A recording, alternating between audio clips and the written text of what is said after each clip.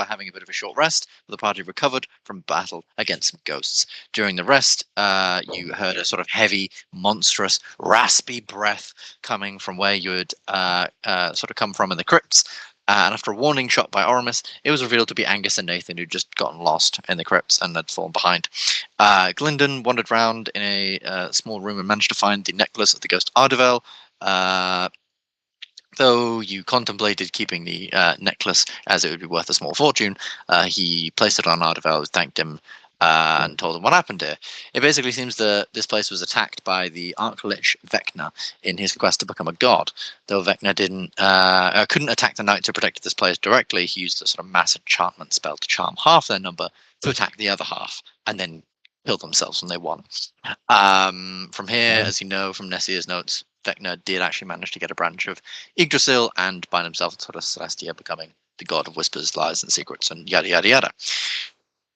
One of you spun the second wheel, and a path opened up before you into a very large room filled with lava, and a larger wheel sat in its center. A voice spoke to you, and the face of a woman emerged from the smoke. She called herself Garmira, but didn't seem to need your names, as she knew who you all were and what you and that you were coming. She seemed excited to meet you, because she wasn't sure what timeline this was, and she explained that some alternate timelines existed, such as Oramis becoming evil, or Glyndan reanimating dead party members, turning to dark magic, as well as other timelines where other members of the Guardians were here instead of you guys. She told you she was a powerful being who could not only see through time, but also many timelines too, and she explained that since Vecna's attack, she's become the new guardian to this place, as the gods couldn't really trust mortals, and you guys had some trials to complete. A trial of wisdom, a trial of courage, and a trial of power, to prove yourselves worthy of wielding such an artifact as a root of Yggdrasil, or a branch of the Yggdrasil root. The trial of wisdom was a morality test, where you heard a story and had to decide who you thought was responsible for the death of a princess. You decided it was the princess's ignorance that killed her, and with that you passed the test, not falling into the trap of pity. The trial of courage had you walking through a room full of lava, sort of walkways, whilst trying not to look at the end of the room lest you turned to stone. Though Kaiman tried to undress to simply swim through the lava and crawl across the floor to the end, it was Oramis, with his keen senses, that got him there much faster than Kaiman, who had to sort of doff masses of armor. And finally, you faced the trial of power. In this trial, Garmira spoke to you once more, explaining that the natural elements are some of the most powerful aspects of this world, and that this trial would test you against them. You saw 4 podiums representing different elements and statuettes upon them representing other elements. It was your task to correct the misplaced statuettes and return them to their correct podiums. However, as you began, elementals spawned within armor upon the walls and attacked. So far, you have 3 of the 4 statuettes on the correct podiums, but we'll see whether you can keep them there and get the final one down. We begin the session with Mittens. It is your turn first. What would you like to do? I believe you've taken a little bit of damage. Above you, about 10 feet above you, is this huge earth elemental in metal armor with a massive maul holding over Oramis, and in its arms is the final statuette. The other ones are sort of glowing, like, brightly. What do you want to do? Just disengage and move up here. Disengage. Move up there. Right. Remember, because these things are 10 feet high, it does take you like double movement to sort of have to climb. So just remember that with your movement. But I think as a leonin, you get some increased speed, so I'm sure it's no problem. Yes, just remember that. Environmental obstacles when doing that stuff. Is that everything on your turn? Yeah. Cool. Then it is your animated armor. What's it doing? It's not doing anything at the moment. Cool. It's just an instruction, and they didn't give it one. Fair enough. Next up, fire elementals. You destroyed the previous fire elemental, but at the end of what would be the fire elemental's turn, a sort of piece of armor sort of explodes with fire. A new elemental sort of emerges within, and it falls from the wall full of armor, lands down on the ground, and erupts in flame once more, spinning and writhing and turning, becoming a new elemental to replace the previous one. There. Then we have Glyndan. What would you like to do? So we've got the large earth elemental, haven't we? Yes. Big earth Yeah. elemental holding the statue, this like tortoise with a mountain on its shell. Yeah. And he was charmed, but is it obviously he's no longer charmed? Yes, he is no longer charmed, and he whacked Oramis in the head. Oh, yeah. Make me a perception check if you like, or an Yeah. insight check, either or. It's not on take that offer.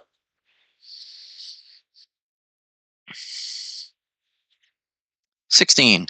With a 16, you got a pretty good like clear view of the battlefield right now, and you can see all that chaos going on in the corner. Looking over at the ones near Kaiman, you can see that now that things are, beginning to sort of the tide is turning, and lots of in the last turn, 2 of these statues are placed down. You can sort of see the other elementals looking towards their statues. The air elemental looking towards its podium, the water elemental looking towards its podium, and you almost get a sense of they want to go over there to do something. And with a 16, and you being quite a smart guy, you possibly surmise that what can be placed down on these podiums might also be able to be taken off the podiums as well. Just a thought.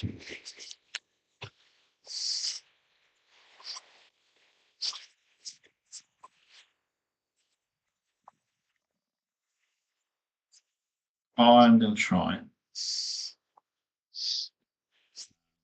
So I will stare at this statue. Can I see it? It's sort of like it's tucked under its arm. It is quite difficult to see. It would certainly have quite a bit of cover, but maybe you can just see like the tip of it or something like that. What is it you're trying to try with this? Well, I'm going to try and yeet it out of his hand with telekinesis and then shove it onto the podium. Oh, okay. I'll put the spell description in the chat, but you can pull something out of someone's grip. It's a contested check. You can. You gain the ability to move or manipulate creatures or objects by thought when you cast a spell as your action. Right in the middle, it's an object. You can try to move an object. If the object isn't being worn or carried, which it is. If the object is being worn or carried by a creature, you must make an ability check with your spellcasting ability contested by that creature's strength check. If you succeed, you can pull the object away from that creature and you can move it up to 30 feet. Okay.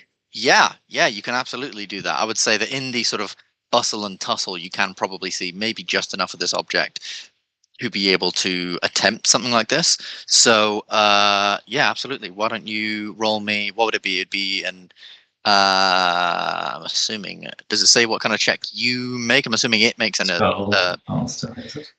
Yes, it'd be your intelligence versus its strength. Intelligent, but it's pretty strong. It is very, very strong.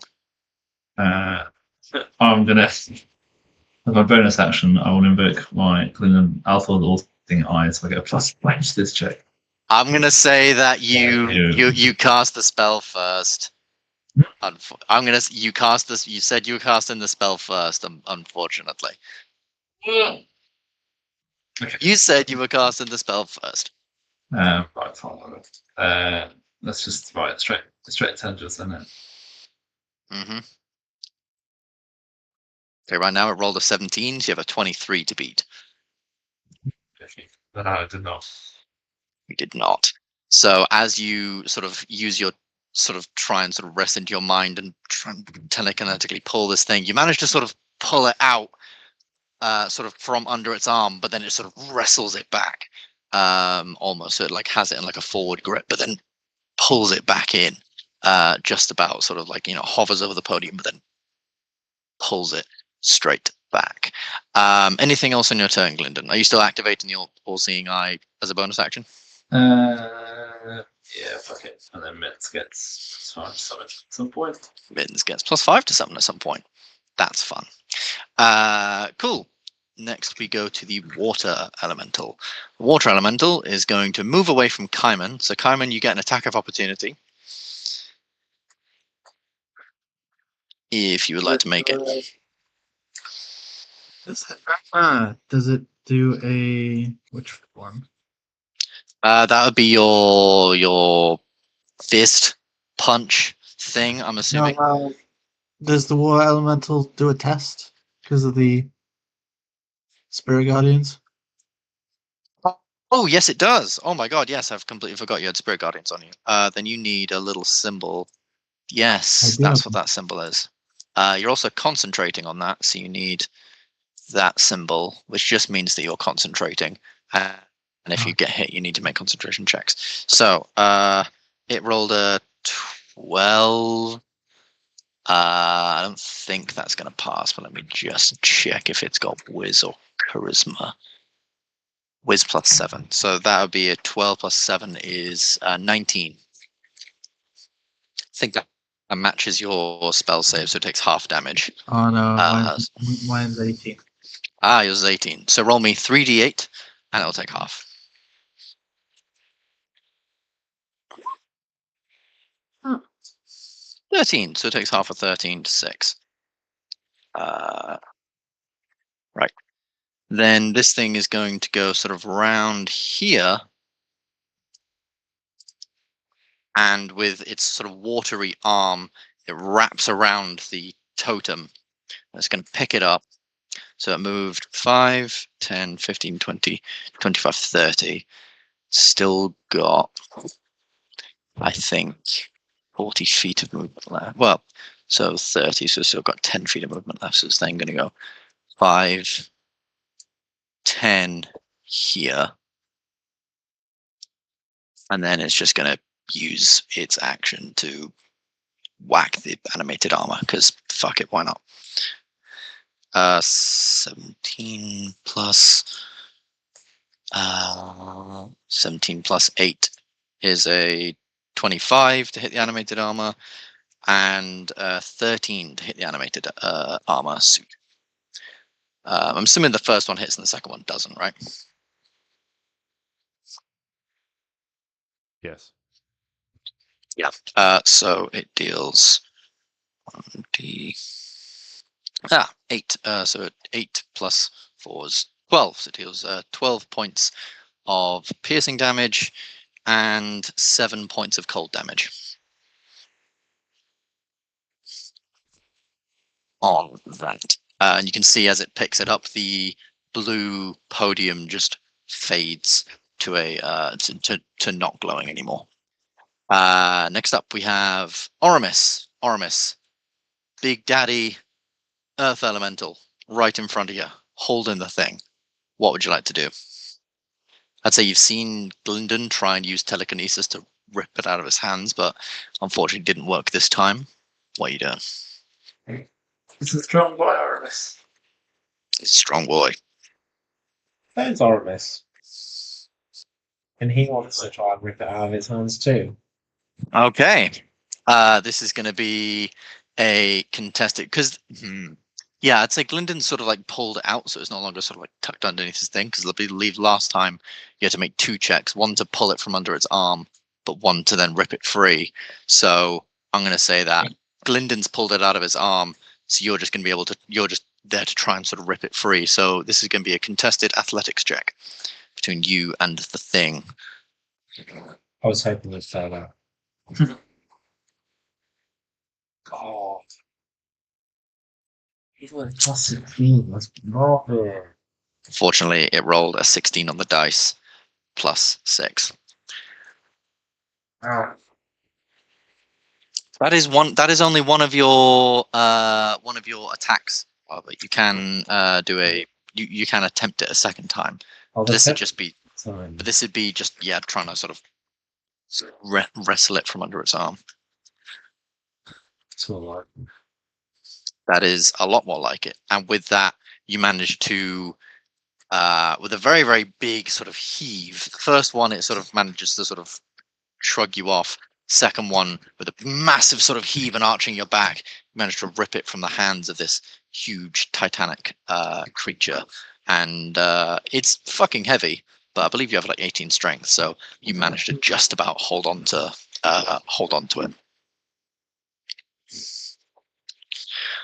So you now have the thing. You now have the statue. Nice. Put it on the thing. Yeah, you've got 18 strength, so your movement isn't debilitated by it. So I'll say that in one turn you're able to rip it from its hands and then manage to just about sort of place it on. It's very, very hurried, and it's quite sort of chaotic. You just basically throwing it onto the thing, but you manage to just about get it on, and it slides into position, and this statuette lights up. I need to move this thing to, and this statuette sort of lights up a sort of dull brownish color. And the sort of earth elemental roars, and which is weird because you haven't ever seen it breathing, so how it's making any noise is a bit weird. Is that everything on your go, Oramis? Yes. Excellent. Good job. Air elemental now. It needs to make a save against Kaiman's thing. It got a 15, so that fails. So why don't you roll me 3d8 radiant damage, Kaiman? 15. So 15 damage. The first sort of damage is taken, and you can just hear this strange sort of wind howling noise as it takes a bit of damage. But then it's going to go 5, 10, 15, 20, 40, 45, 50. Wait, no. Starts there. 5, 10, 15, 20, 20 50, 60. It basically gets there with its full movement. And then it's going to... Oh, it's got 90 elemental air elementals have 90 foot movement speed. That's very interesting. So then actually it's going to pick up the thing. Unfortunately, I don't believe it has a strength of above 18. So it's going to move at half speed then and just move here with the white podium.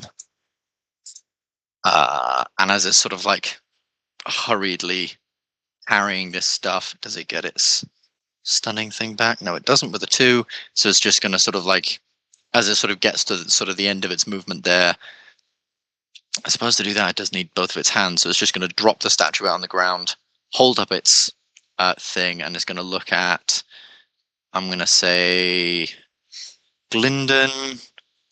Glyndan was doing some stuff with that. I'm going to say Kaiman and Oramis. Can you both make me dexterity saving throws? Kaiman, you have disadvantage because of your metal armor.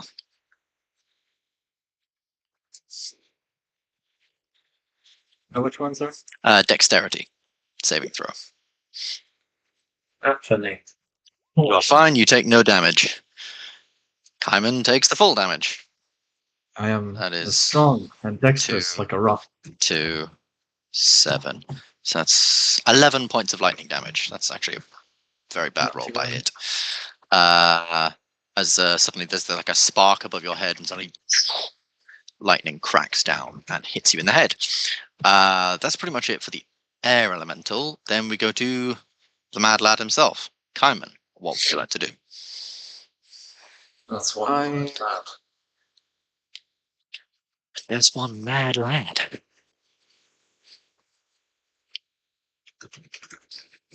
I will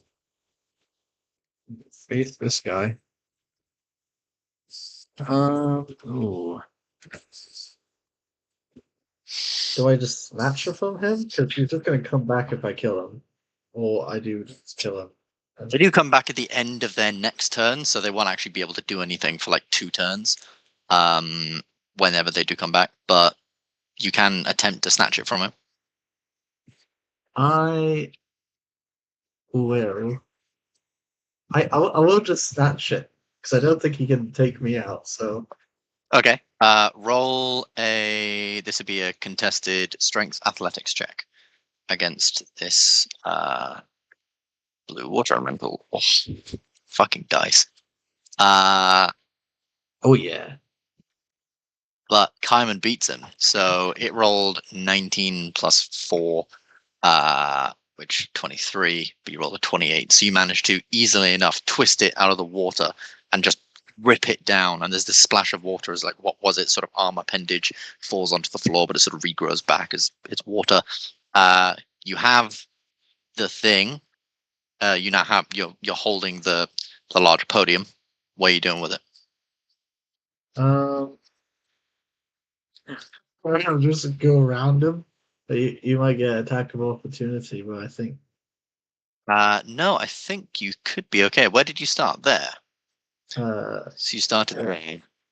So say you went 5, 10, 15, I could go 20, 25. Yeah, that would only be 25 feet. So you can actually just get up there.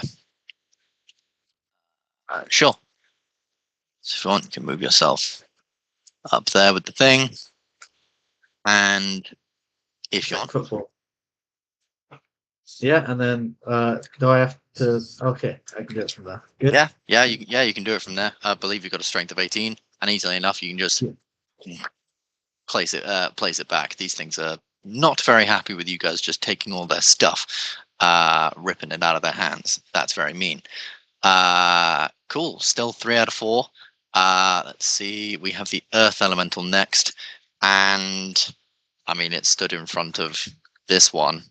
Oramis, are you doing anything to try and sort of like defend it, hold it down, keep it there, or what are you sort of doing right now? It's not my turn. No, it's not. No. It's not your I turn. guess I'd just be trying to hold it in place, I think. Okay, yeah, seeing sort of how other things have sort of done that. So what I'll say is it's going to see if it gets its thing back. It's a 5. It does get its thing back.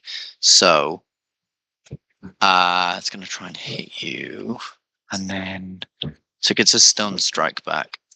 And let's see, because that could change things. That is a 26 to hit, which I believe hits. Can you make me a strength saving throw, please? So as you rear this thing up, it sort of, you can see this warbling energy, much like you saw before, and it slams down. But with a 23 strength save, you don't fall prone. You manage to stay on your feet, just holding on to this thing. So it's going to use one of its things to hit you, which it obviously just did, and that's going to deal some damage. So that deals 2d8, 3d8 plus. So I'll do the d8s first. So that's 2, 6, 7 plus 6 that's 13 bludgeoning and force damage. Sort of mixed. And then 4, 17, 20 points of force damage, but that's halved because you passed the strength save. Can I uncanny dodge? You can indeed.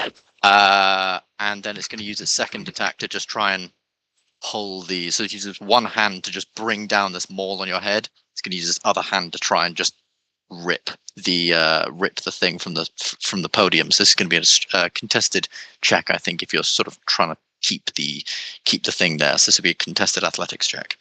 Okay. Good boy, people president. It rolled a natural 20 for a Fucking 26.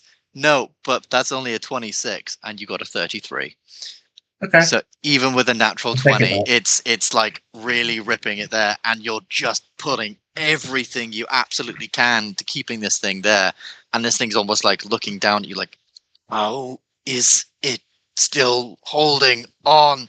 Realizing that maybe he needs to use 2 hands next time. That's the end of the round. We go back to Mittens. Mittens, what would you like to do?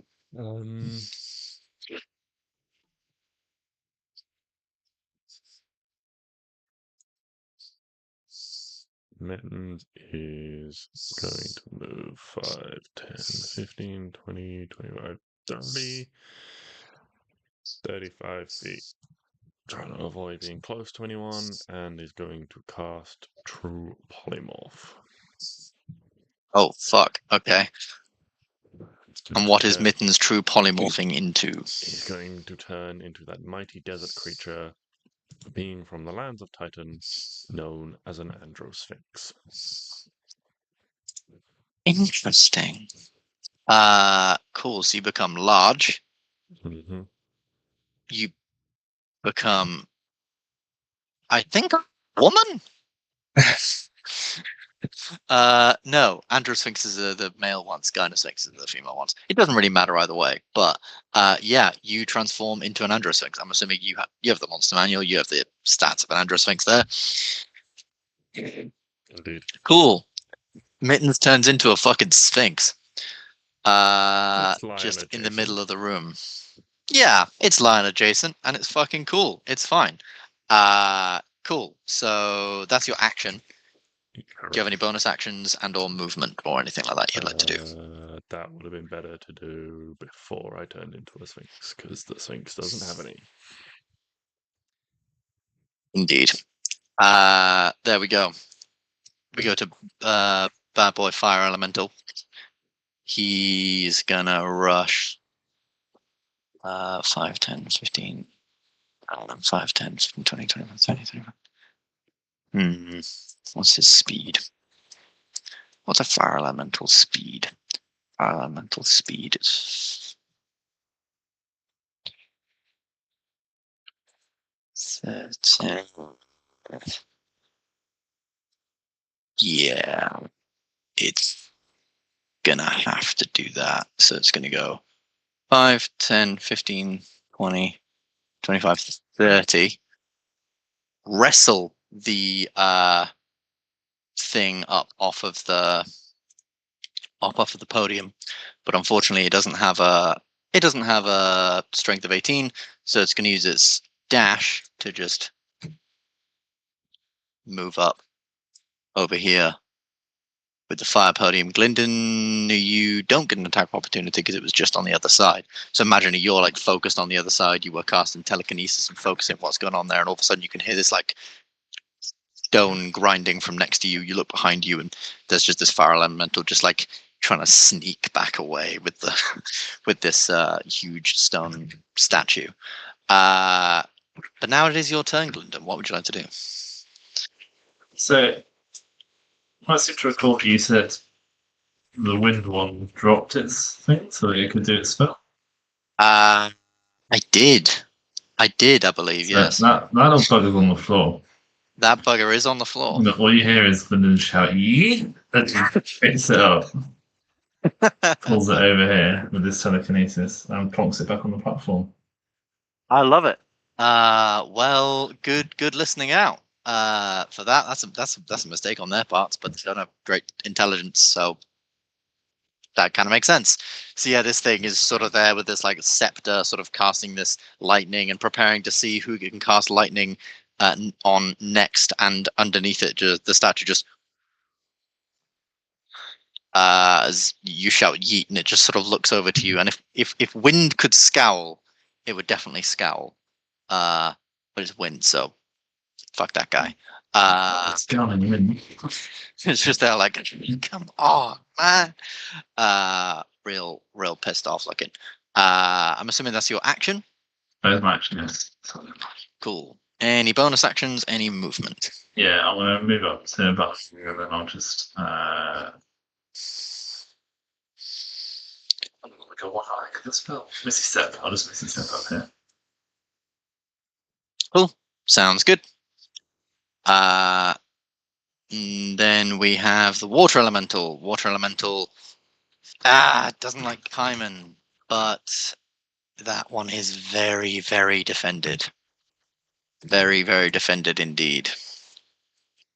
And there's now a sphinx. And there's just all sorts of shit going on. So I think, here's what I think. I think it's going to go.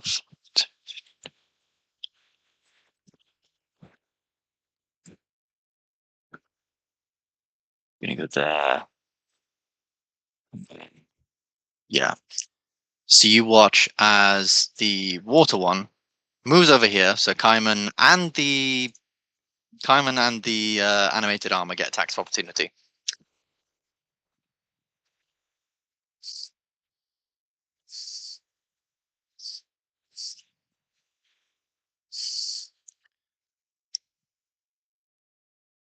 Before you ask, Ryan, yes, you can put your channel divinity power punch into an attack of opportunity. Wondering if this is a ledge here. That is a ledge there, yeah. Now, how different is Baldur's Gate pushing to Fairly, but also not. Actually, no, it's not that. It's not that different. It's only a 10-foot ledge, though, and it's an attack of opportunity, so I don't think you can do that as a reaction. I mean, actually, I guess you can. You can make a shove attack, so you could shove it, but it's moving away from you anyway, so who cares? What about actually, wait, no, I don't want to grapple. Yeah, I'll just I'll save my divinity though. Okay, just roll me a basic attack. 21, that hits. And what's the outcome of the animated armor? Does it beat 18? No. Well, it takes 8 plus 3 fire damage either way. So that's 2. And then it's going to go all the way over here. 5. So that was 5, 10, 15, 20, 5, 40. Action dash. It's going to essentially take it from the fire elemental and then just go straight up into the air. And you watch as basically beneath its legs is just this torrent of spinning water, just this column of spinning water. So it's not like it's detached from the ground. It's just that its like torso and body have gone, what would that be? That'll be 30 feet up into the air holding this statue. So it's now holding the, it's up there sort of 30 feet in the air holding this red statue.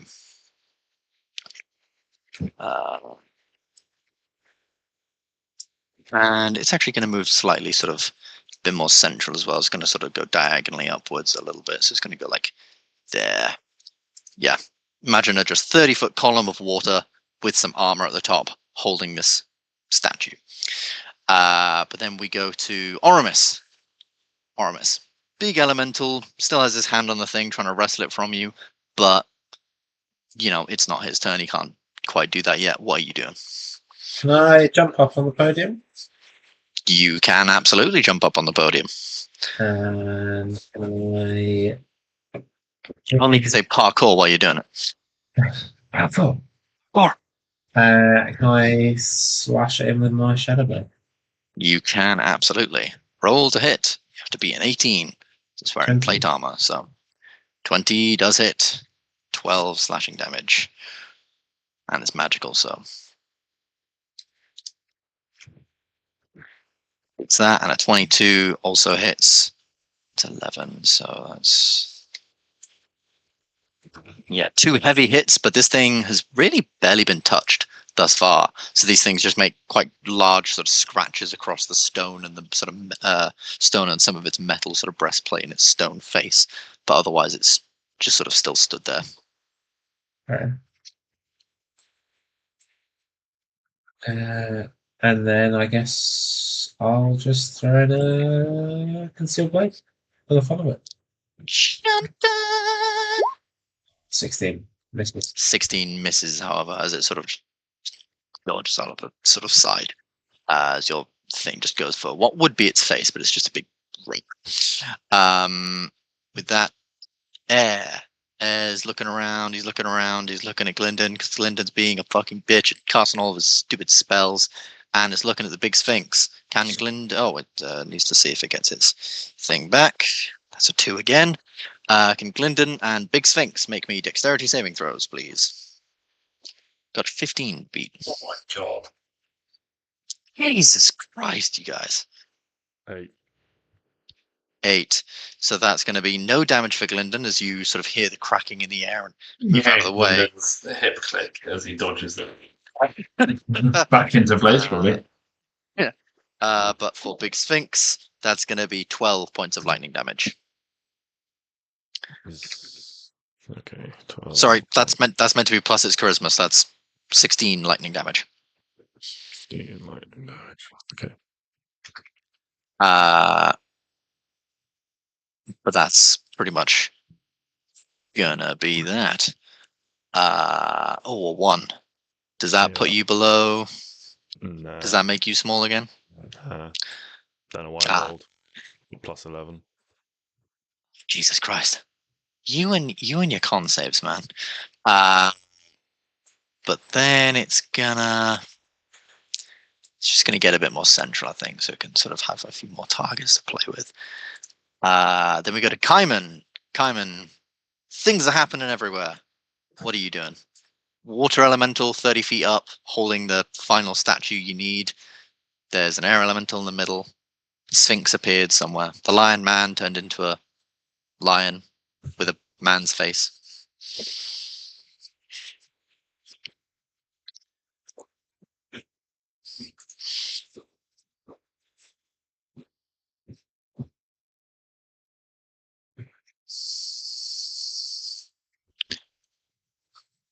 You may be on mute or something. There we go. Guiding bolt. Guiding bolt on who? The water elemental. Alrighty, roll me up a guiding bolt. You got to beat an 18. Damn it. 16. It sort of careens off and sort of crackles against the stone behind it. That's your action. Any bonus actions? Any movement?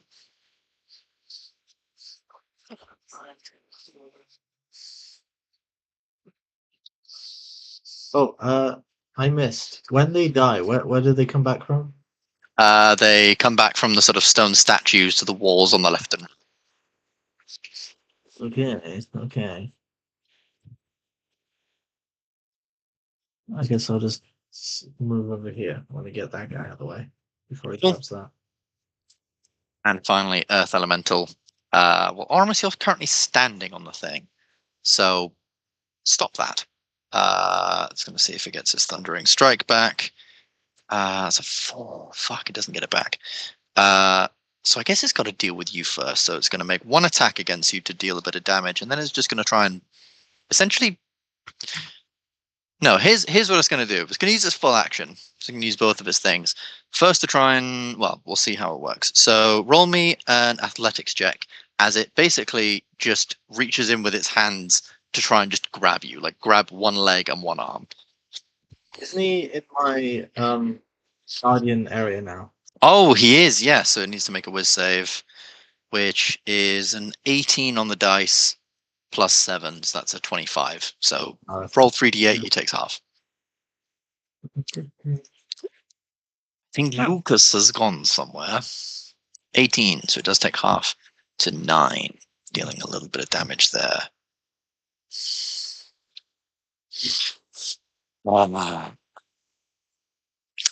I believe Lucas has gone.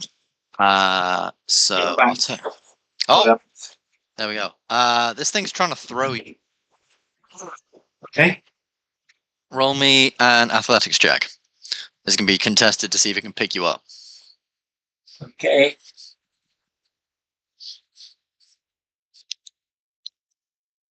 Give 25 to beat. 19. Now it's basically picked you up with 2 arms. Can you make me a strength? What would this be? Basically, it's gonna fucking throw you as far as it can. I'm gonna say this is an acrobatics check to try and sort of land smoothly. Basically, so if you land, you're not prone. Yeah. So you land fairly fine. It's a big thing. It can throw things up to a certain distance. So it can throw you up to 20 feet. So 5, 10, 15, 20. It's going to just throw you like that way. Peace off, ghost.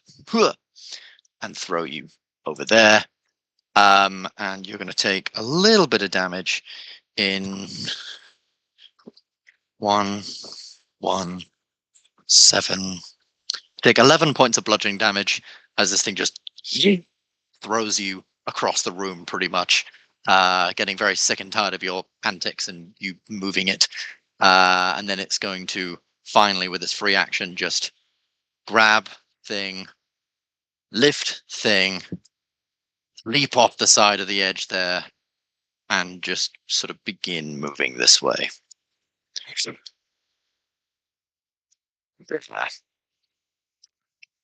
And that's its turn, pretty much. Sphinx. What's the Sphinx doing? I'm going to cast Command at 4th level and command all the elementals to congregate. Congregate. Yes. Interesting. Where is it you would ideally like them to congregate? Like, well, I or guess are the you just I guess the first one to move would go to its nearest one, and the rest of them would then, on their turns, move into that group as well. okay? Yeah, I'm gonna DC say that they're 18 all Wisdom save. DC 18 Wisdom save. Yeah. The Earth Elemental fails.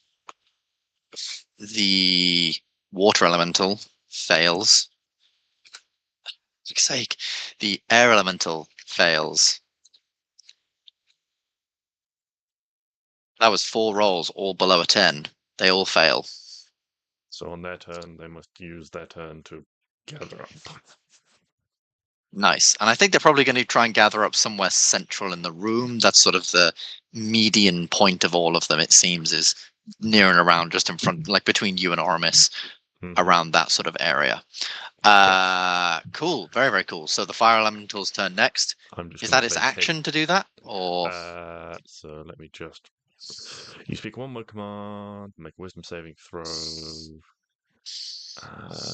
Has no effect if it doesn't understand your language. Do they understand Common? They seem to. Okay.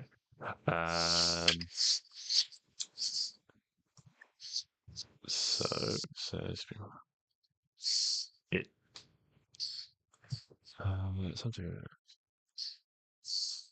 You speak a one-word command to a creature you can see. The target must make a wisdom saving throw or follow the command on its next turn. The spell has no effect if the target is undead, if it doesn't understand your language, or if your command is directly harmful to it. It doesn't say. I mean, I'm going to say it probably... the target approach. The target moves towards you by the shortest route and most direct route, ending its turn if it moves within 5 feet of you. So I'm... So I guess they would congregate and end its turn. That's what it's... turn. It seems to, the target does what it does, ends its turn, and then the spell is no longer affecting it. Shit, alright, so this prone, then ends its turn. Fire Elemental moves over, I'm going to say here, ends its turn, simple as that. Yeah, Fuck, commands, that's good for a first level spell, Jesus Christ. Yeah, well, I have to cast it at 12th level to get all of them. I'm also just moving out of the way, so I'm not in the middle in case any big AoEs go off. That is fair. Glyndan, you're up next.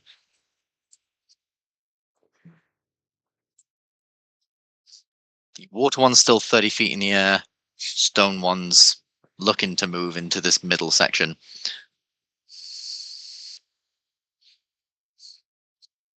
Could always hold your turn once they congregate, but it's up to you. What one's holding the fire statue, isn't it? The water one, yeah, it's sort of on... It's 30 feet in the air, but it's got like a column of water essentially below it, keeping it 30 feet in the air pretty much. So it looks like it's on like one big stilt. Or like a cyclone. If I try and yeet the thing out of his, rest out of his hand with my telekinesis. You absolutely can. So that's going to be a contested roll. Got to be an 18.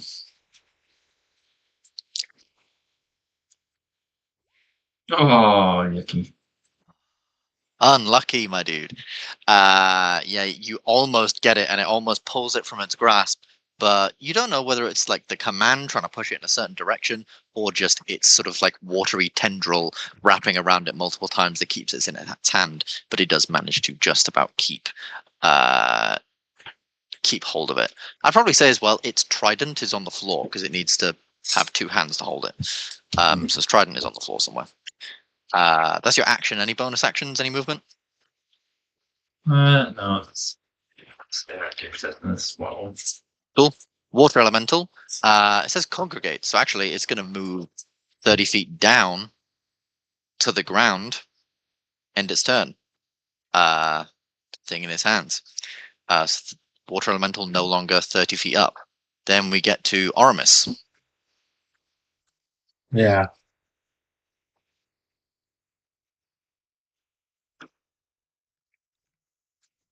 I'm going to shoot the big thing. You get the big boy. So. Alrighty. What up? 18 just hits for 6 damage. Gosh. Fresh. When it does try, second one doesn't hit, but the third one does. So that's going to be another 15. 9. It's looking, I'd probably say, bloodied at this point. It's got a few chips and sort of scratches over it. Some of the stone has definitely been worn away, but this is a fairly big, tough thing. It's got a big chunk of hit points.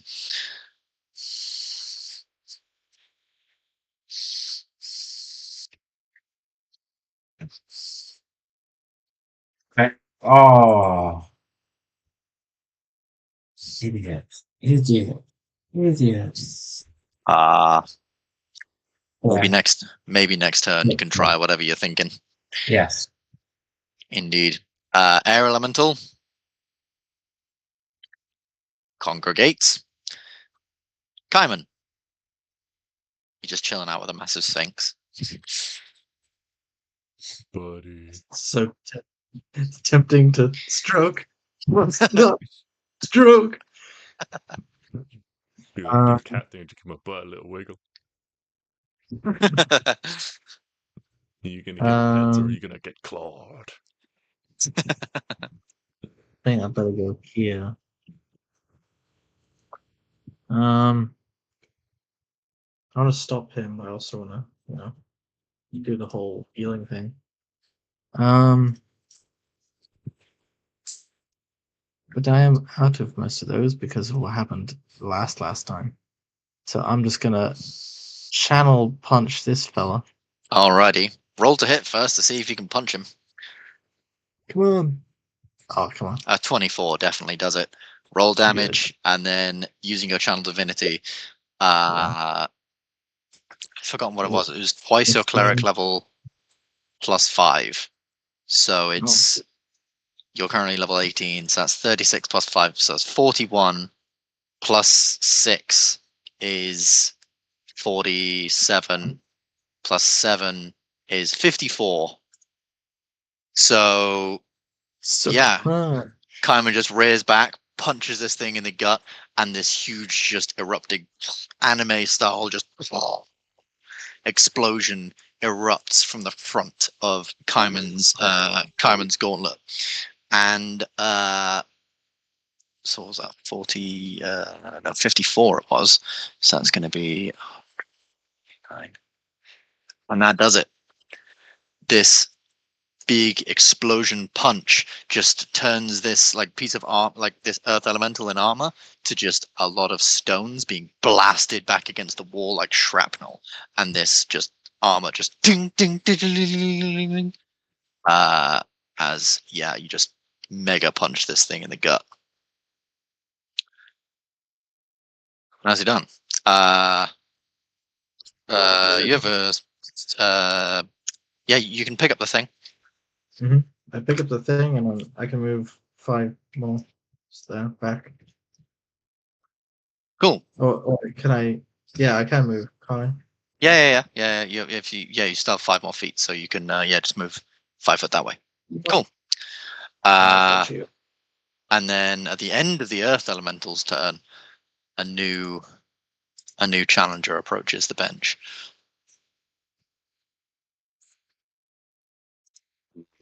It just leaps the wrong route.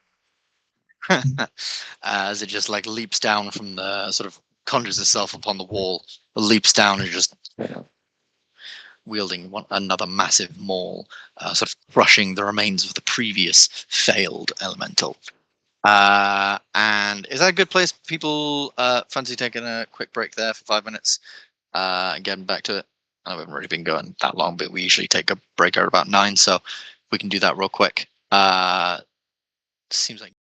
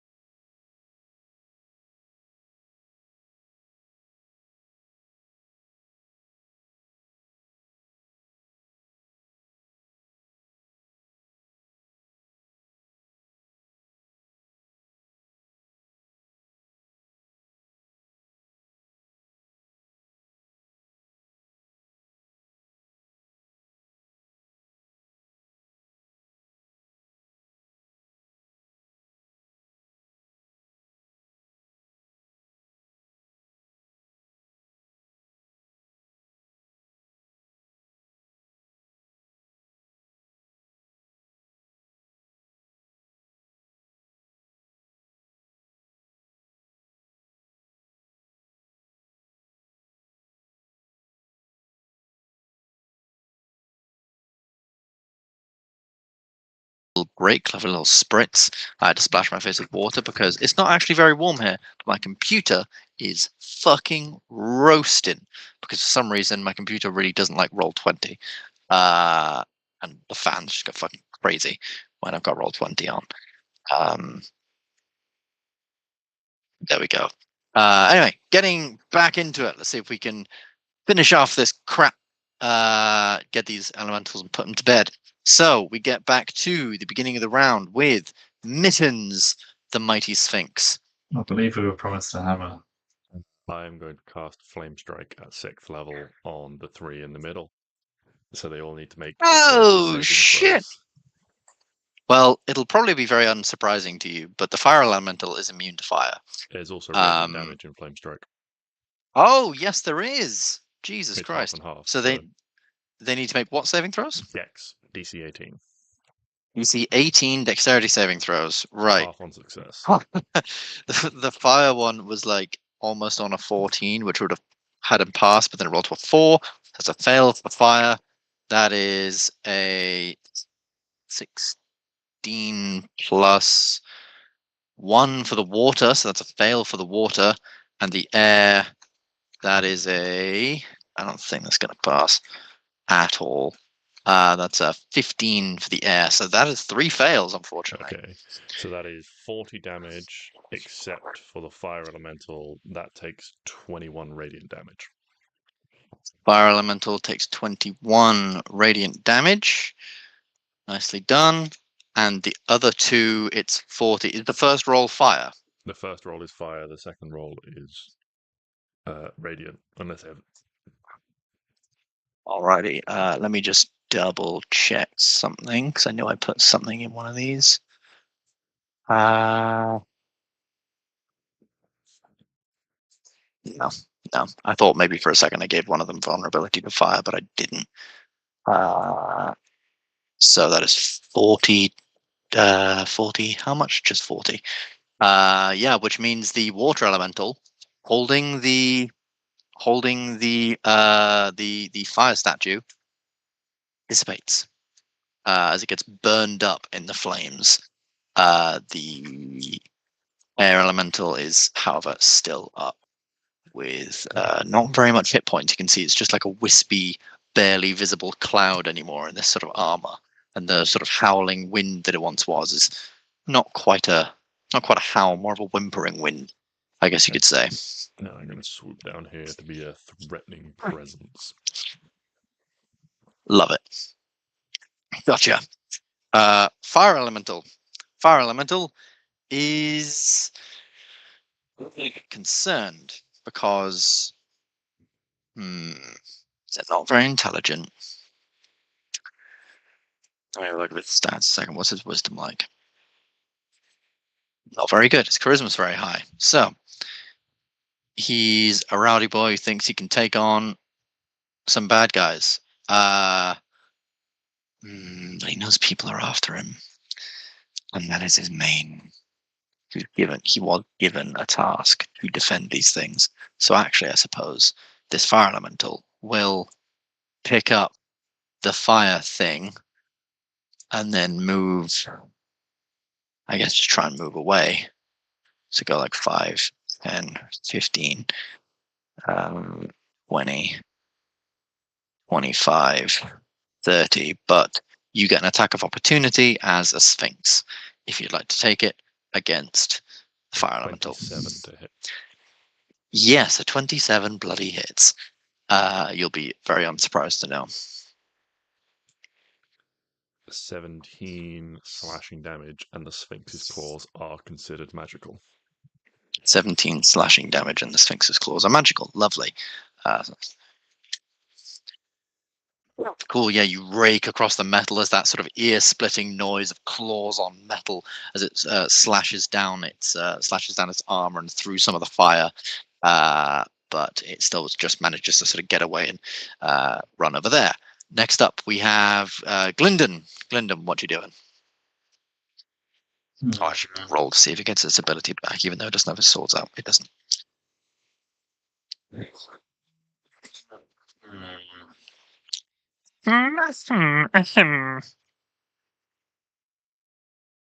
So we've got 3 boys on the battlefield.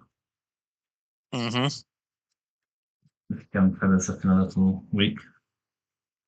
Young water boy. Or waterman. Airman. Airman? Oh, that's like him.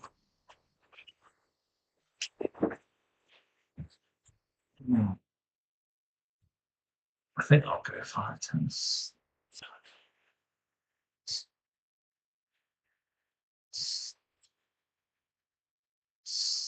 The fire elemental is holding his. Yeah, he's holding his own sort of thing.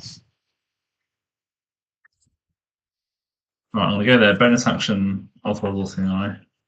Okay. I don't think anyone gets it, but it's more for me. And then I'm gonna try and wrestle this because this has gone so well so far. I'm gonna try and wrestle this statue out from the fire elemental.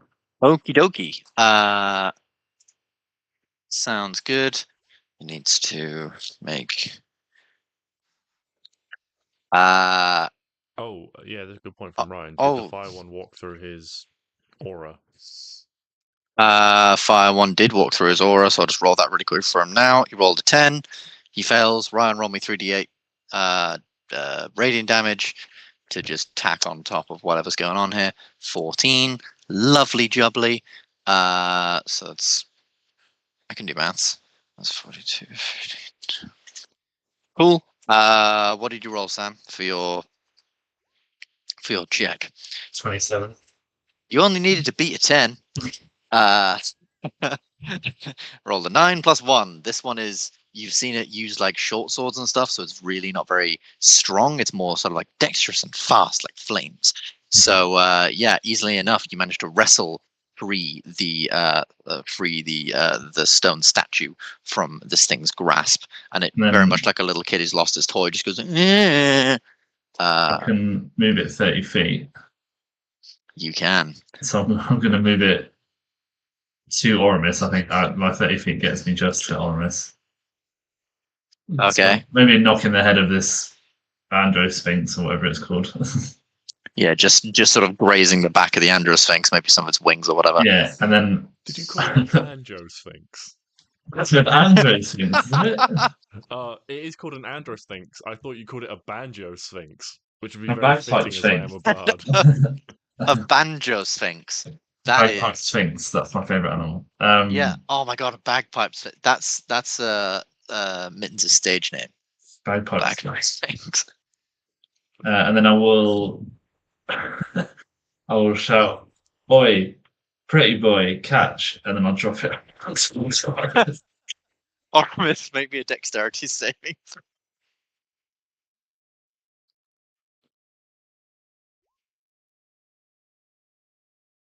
Oh, 17. You're all right. It maybe like just drops on your toe or something like that. You take 1 damage as it try to drops on your catch it. toe. I'm gonna say this is a like big heavy thing. If he tried to catch it, it would take him down with him. It'd be like trying to carry like one of them big like Bosu balls of pure stone. Well, it's on you, lad. I was gonna say if you rolled a 1 or like really really low, it's gonna like knock you prone and be like on top of you, like cartoon style. But no, we don't get to have fun here because Luke's rolls are insane. It's fine. I'm over it. Cool, but yeah, Oramis, this thing is now dropped at your feet. Water elemental. Obviously, there's not one here. End of water elemental's turns. It reappears back in a sort of big splash of water as this sort of armor drops off the side of the sort of side of the wall, falls down, and just before it hits the floor, there's just this as water emerges out from it, holding a trident, ready to kick some ass. Maybe. Oramis, you have a thing at your feet.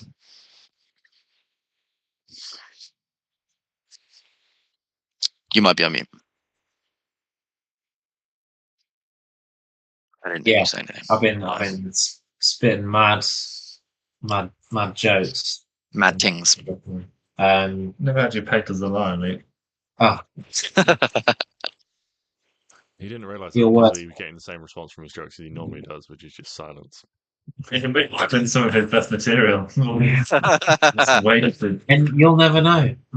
Right, I'm gonna pick up the block. Uh-huh. I'm gonna move to there. Gosh. Uh-huh. I'm gonna pop it down. Alrighty. Plonk. I'd probably say like picking it up and putting it down, that would be your action. Just like the combination of both of those things together. But yes, you're easily able to just put it down, red thing lights up, and once again, brown is the only one left needed to do. Any chance it could be a bonus action? Oh, you know what? Roll me just straight strength. If you get above a 12, I'll allow it. How good are you at lifting? How good's your form in that squat you got to do to lift it up? Very good. Oramis goes gym. Very good. Oramis does go gym. That's picking up like cannonballs and stuff and across ships all the time. You're sorted. Yeah. That's Picking up all right. That's it's a bonus action. It's No, called yeah, picking up cannonballs money aren't actually that pouches, heavy. Surely. Yeah. Oramis doesn't do Those any big manual sacks. labor. He just sits there counting his money. Gold is heavy. Yeah, I know. Uh, And you've got fuckloads of it. Yeah.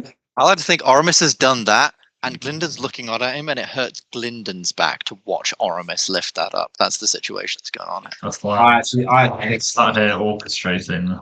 Actually, shit. Glyndan, he's a good delegator. Ben's back starts cramping up. That's an official condition, Sam. You've now got back cramp. Glyndan's now got back cramp. I'll take my action next turn, massaging it out. I'll get. You'll see Bigby's hand come in and start doing a heat compress. I've actually. I don't know if you might have seen. You might not. I've actually got a token now for Bigby's hand. So there you go. You can actually have a token of Bigby's hand massaging your back.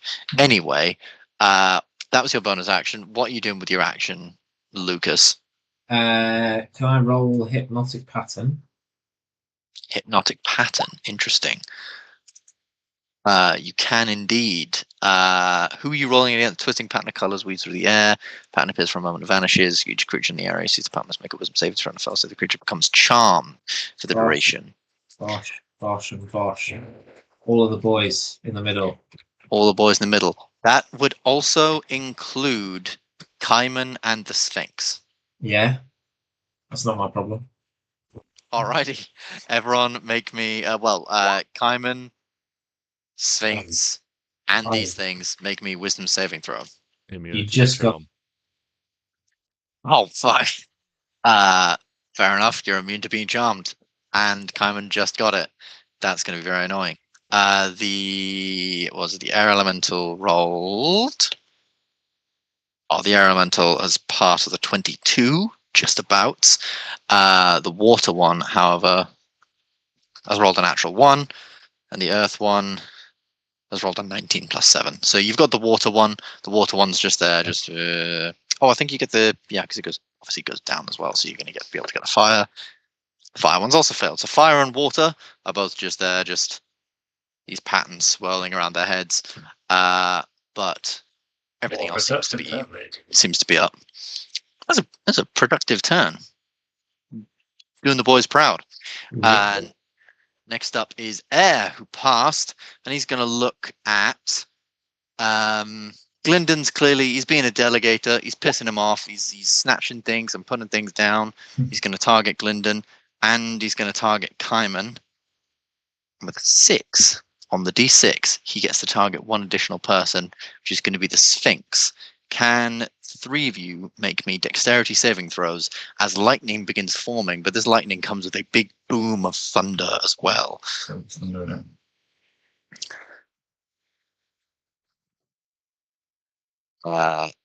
Is that a pass or a fail for the Sphinx?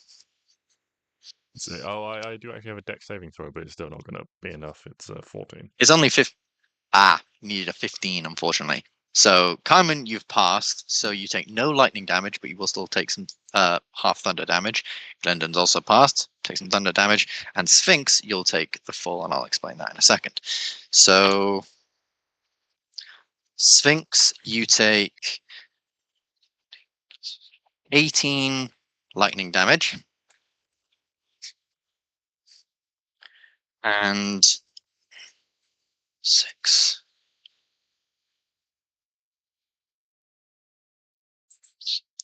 10 points of thunder damage. and you are stunned. Stunning. The other two, so Kaiman and Glyndan, you are not stunned, and you only take 5 points of thunder damage. Weak sauce. Weak sauce indeed. You guys passing these deck saves like nobody's business, which is very annoying. But there we go. That's just the way the dice sometimes. Given our dex modifiers. Dex modifiers. It's pretty. It's annoying for me, but there we go. Then we go to finally. We go to actually this thing is going to push 5, 10, 50. He's basically just going to push in front of Kaiman to be annoying, begging him please no. It does need to make a wisdom save, however. That's going to be a fail.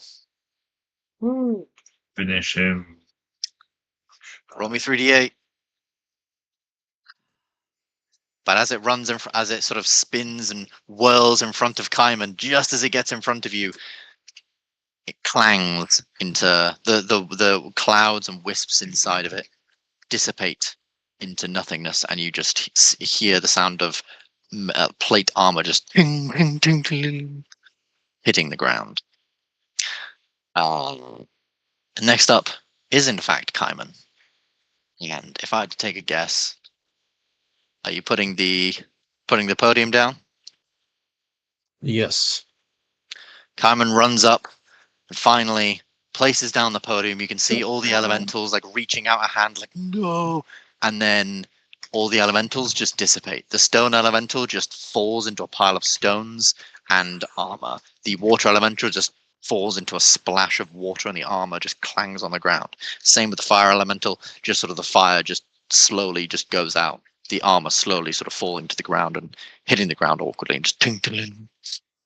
And the room goes quiet. If you remember, I said on the door ahead of you, there was a sort of like shimmering, like magical shield. This magical shield fades away, allowing you entrance into the room beyond. What would you like to do? Are you going straight there? Or what are you doing? Is everyone looking? No.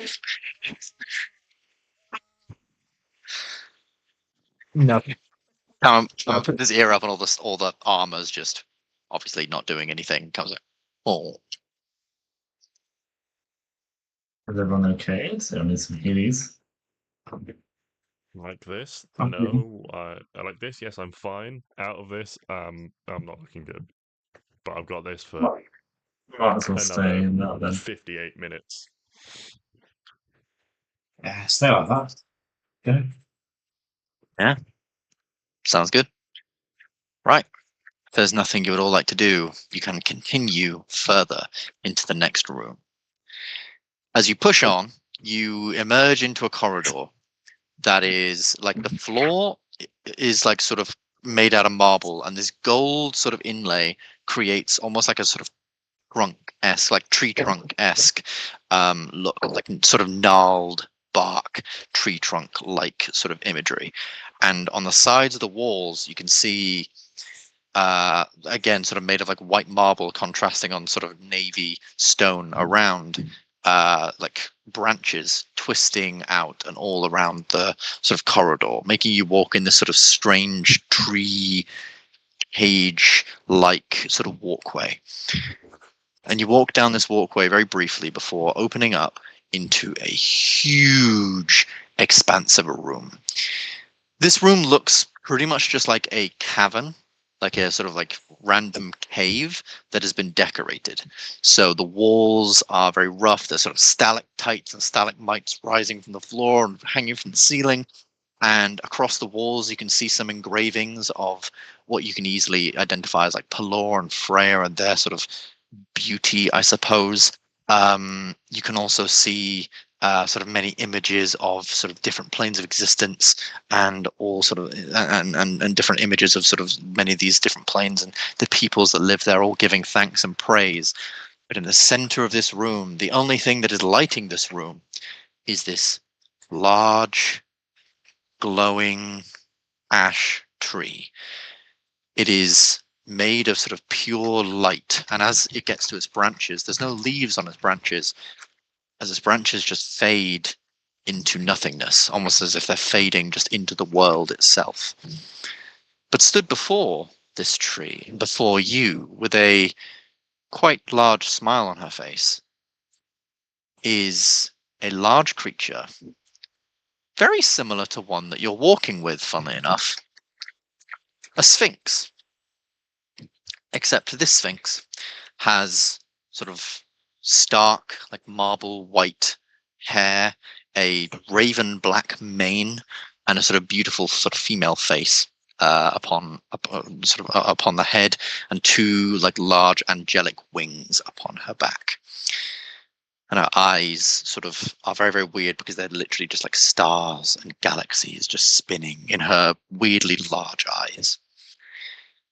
She smiles, says, "Ah, congratulations. You have passed my trials. I want to say I'm impressed, but I did see this coming, after all." And the eye symbol on the top of her head, well, 3 eye symbols, she's got sort of 1 and then 2 sort of either side, begin to glow brightly. It is interesting. I've not seen another of my kind in a very long time. This is quite refreshing. Powerful magic allows you to conjure this image. It is an approximation, I suppose. As for the rest of you, well done. Some incredible feats of strength, wisdom, courage you displayed this day. You are truly the guardians, and what I have seen is true. You are worthy of wielding a branch of the root of Yggdrasil. She turns around, steps towards the tree, and upon the tree there's this one sort of smaller branch that just sort of juts off the side. And she just takes a claw and just, with a very, very simple, just, which is a bit weird because something as majestic as this you wouldn't think to be brittle, but she barely puts any effort in as she just chips it off, and it falls into the palm of her very, very large paw. She turns and hands it over to you. Obviously in her paw it looks tiny, but to you guys it looks no longer than like a sort of 30 centimeter just glowing white branch of a tree, like a stick from a tree. She says, "This is an exceptionally powerful artifact. With it, you can cast the plane shift spell once per day without expending any of your magical resource. It can take you anywhere on the material plane, or, as I'm sure you are here to do, it will take you to the Yggdrasil tree itself, whereupon you can access any plane, locked or otherwise. I issue you a warning. The last person to misuse this item has ended up in a very dark place indeed. Do not think the gods will not come after you, just because you are worthy enough to complete my trials, if you should misuse this item. I should also warn you not to get lost upon the Yggdrasil tree. When you go there, it can be quite daunting. It is large. Every known place in existence is upon this tree. So you can imagine it is quite vast. Don't get lost. And don't insult the rat either. He can be quite touchy. But otherwise your work here is complete, and oh, for your trouble. She begins to sort of blow this breath, and a mist emerges from her mouth. And as this mist emerges from her mouth, it sort of encapsulates all of you. You breathe it in, and it's like breathing in the freshest, coldest air you've ever felt in your life. Your wounds heal, any conditions you might have dissipate, and you all gain the effects of a long rest. And she breathes upon you this sort of refreshing breath, magical breath. She then looks at you and says, some final warnings. Firstly, I would urge you to take care when going to Tiamat's lair. For the place of hell, the place she has been in, she has been there a long time. The whole realm, the whole of that lair of hell is her lair. And as I'm sure you may have surmised from your many travels, the Dragon's Lair is not a place anyone wishes to be. It's one of the most dangerous places in all the realms. And in all my seeing and all my viewing, I've seen many things from the outcomes of this. I've seen Tiamat create a world of peace. I've seen a world where she wins, and she truly does create peace. There is much sacrifice needed on the way, of course, but she does create what she is after. And the peace lasts a millennia. But whether that sacrifice is worth it, I leave down to you. But also in all of my viewing and all of my seeing, I don't think I've ever seen a possibility where you all make it out without some loss. Be wary of this. Sacrifice. One does not simply save the world without losing some part of themselves, or themselves as a whole.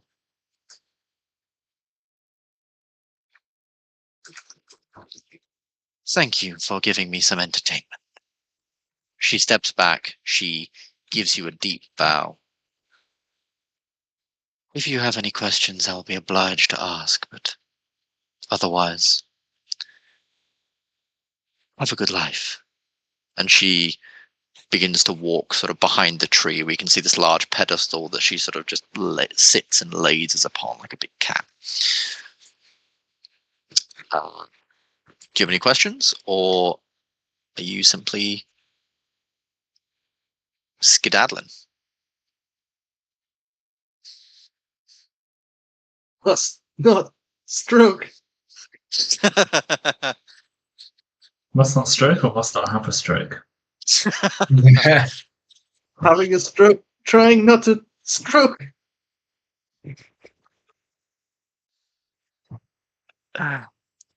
Big piece. Who, by the way, is taking the route of Yggdrasil?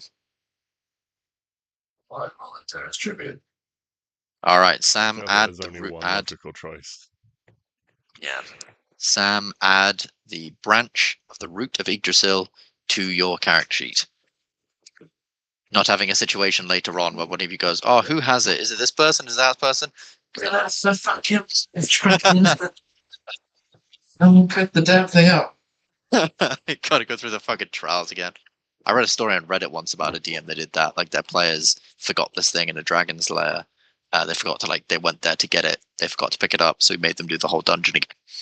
But it was kind of funny. And We'd have to send next, someone else because there's no way that we'd be deemed worthy after leaving it behind or losing it. Like, That's a hard sell, isn't it? We're back to pick it up. We don't want to do this whole trial thing again. We've technically already ended, actually. so, what's the price of a do-over? Do you offer refunds? Cool. How are you guys getting out of here? You were given a portal stone by Lithicus to escape, as he said. If you remember, he said like the the crypts were like miles long, so it gave you a portal stone to get out, but you are also magical people. There are many ways of getting out, or you could just walk back up to the top if you'd like to spend the hours walking through a damn crypt. What are you doing? I'm ever so slightly hesitant to use that portal stone. I don't really trust him. So I could teleport us back up. As soon as I've got the spell slots to burn in this form. Oh no, that's a concentration spell. I probably can't cast that, can I? Damn. No, because you're concentrating on being true polymorph. Yeah. Though I'm quite surprised true polymorph is a concentration spell. Would have thought maybe it wouldn't be. Yeah, no, because it's if you concentrate on it for an hour, it becomes permanent. Ah, yes. So you can, like, I could do this at any point and just be like, yeah, this is me now. But That'd be one hell of a glow up. yeah, tempting. I'd have to learn to play music though again. That takes a while. I have to get a really big bagpipe. Oh my god. Yeah. Not too offensive, I would argue you didn't really know how to play music anyway, so it's no great loss. Garmira just laughs at that very briefly. She just has a bit of a chuckle. Words. That's okay. Don't worry about it. How I have missed mortal revelry. Mortal revelry. I mean, can you leave at any point? Unfortunately, no. Being a guardian of a place binds me here. We sphinxes are often used as guardians, and we live for, well, a very long time. I have been here for 1,000 years, and I will be here for 1,000 years more. Sounds kind of lonely. It can be, but when you can see timelines here and there through your vision, you learn to distract yourself, I suppose.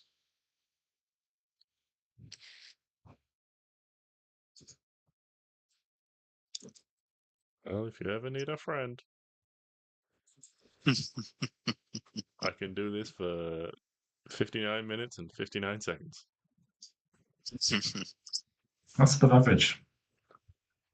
Well, in that form, I'm sure I could think of something. She gives you a subtle wink. That wasn't where I was going, but okay. She's been very lonely. Mittens blushes. There we go. So what's the plan? What's the plan, people? Teleport out of it. Teleport out of here. Cool. So you're casting teleport. You've been to the place before. You actually have stuff from Abacatcha. Technically, you have the portal stone, so you could use that as well as other little bits and bobs that you grabbed. But I imagine you grabbed from there. So I'm not going to make you roll the D100. That would be stupid.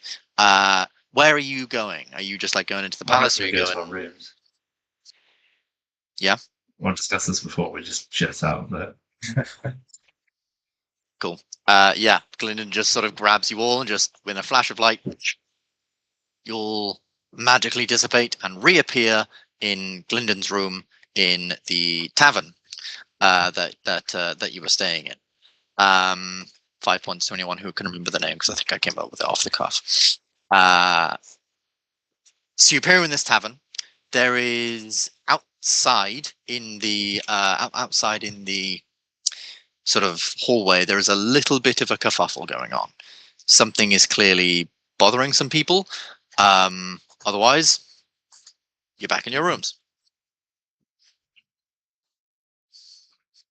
Oh, also, you're back in your rooms. These are not massive rooms. So when the Sphinx teleports, it's just crammed in with all of you as well. Several pieces of furniture have been broken. Yes. Sphinx got junk in the trunk. Indeed. What are you all doing now? So this is a tavern that's outside of the palace. Yeah, it's like nearby. It's like 1 or 2 streets down, but it's in the sort of like upper like nobles quarter, and it's certainly one of the nicer taverns around. As yeah, the Sultan wanted you guys to have some nice place to stay. You did spend a night here the night previously, except for Mittens, who didn't spend a night here, and Oramis, if you remember, you left your new little sidekick in your room.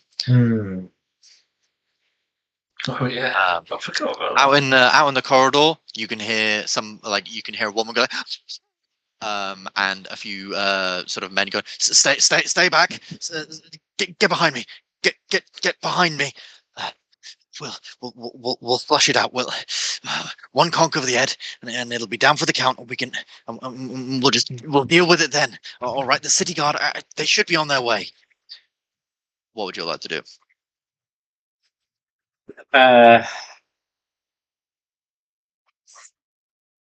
Peace, brothers and sisters.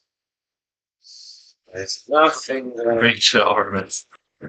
Oh, is this your room? Yes, it is my room. What is going on in there? We've heard nothing but screaming and scratching, and we think we smell smoke. What's going on? It is my pet cat. I am trying to keep it from the street. What if the maids went in there and said there was a green blood, something green scuttled out from under the bed and tried to bite her? What? She must be colorblind. It was a tabby ginger cat from the sea. Roll me a deception check. If I try and stick my head in the corridor, does that help in any way? No, it definitely doesn't. Oramis tries to lie, and then a massive lion's head rolls into the corner. I was like, what the hell is seen that? my son? This kind man is helping me find it. Yes, because a massive lion's son is a tabby cat. Yeah, they all sort of like look at the massive thing behind Oramis, look at you and go, it must be some magic cat, surely. Maybe a shapeshifter. I thought this out, and they give you, like, this guy was holding a broom to try and knock this thing out, so he just gives you the broom. Sort this out. City guard will be here soon. Come on.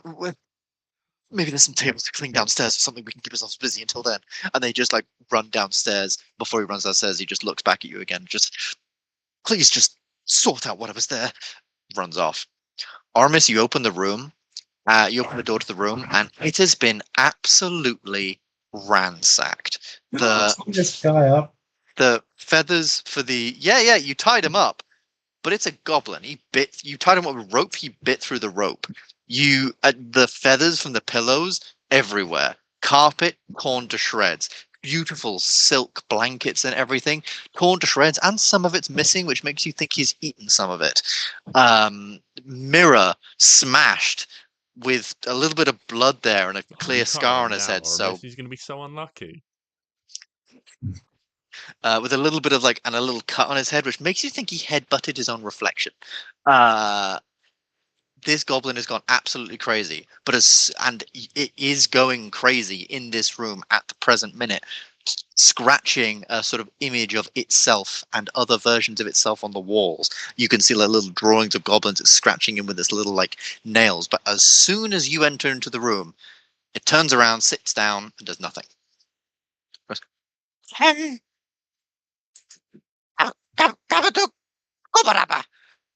Which in Goblin, Glyndan, who I'm imagining is somewhere nearby, can relay to you that means this was like this when I found it. And I reach in a giant paw just sort of into the room across the corridor and just pat him on the head. How are you getting out the door of Glyndan's room? By causing probably a similar amount of destruction in Glyndan's room on the way out. As you've seen cats, they can worm their way they're like. Okay, yeah, they can worm their way. You can fit like a paw in there. Your wings being quite tongues on it, but basically I'm trying to cast tongues on it. I'll allow it because it's funny. You reach in a paw and manage to just put a big paw on its head. You cast tongues. And he goes, "Oh, this place like this one when I found it. Someone came in, broke in. I nobly defended your room, but they drew everywhere and caused much chaos. I killed them, stabbed them many times with makeshift shank, which I'd left in their body, and then I disposed of the body because I didn't want it to be unclean. I was in the middle of cleaning. It was much worse before I cleaned up a bit. Insight check. No insight check. I trust this goblin blindly. I mean, you could roll an inside check, but yeah, even with a 13, this thing is lying out of its ass. This is like a little kid who's been caught and is trying to lie their way into some kind of peace. Oramis, do you not think it's a bit evil that we've got into this goblin's camp, massacred his people, filmed some of it, uploaded a compilation onto YouTube, and then you've kept one as a pet? You leave me for many hours. I was very hungry. Not as a pet. He'll be put to work. Yes, I can work. Yes, me, good worker. You see how I got rid of Batman? Me good at the stab. Do you think I was born yesterday? I know not when you were born. How old do humans live? I'm gonna bash him on the head with the broom. Yeah, easy enough. He just sat to attention. And then I'm gonna say, clean this up before I get back. And just Okay. walk out. Boba Fett clean. Boba Fett do good clean. And he Boba sort of Fett. yeah, if you remember, that was his name, Boba Fett. All one word, Boba Fett. Yeah, he turns around and takes the broom, sort of snaps it in half so that it's usable for a small goblin, and then just starts cleaning with the other half of it still in his mouth. While he just slowly begins like sweeping up. You somewhat get the he's going to want to. No. I will not have this sick miss. I will have That's this. why you kept it, Oramis. Little travel size hop 2 machine. That's Tight. that's Frank and Mason, isn't it? Oh. Dear Christ. Oramis has a crew of 40 people who are all there just to blow him. Blow Why me do you- away with how wonderful they are. Good Well, save. after Bethany Ocean's gone, you've got to someone's got to out keep there. up.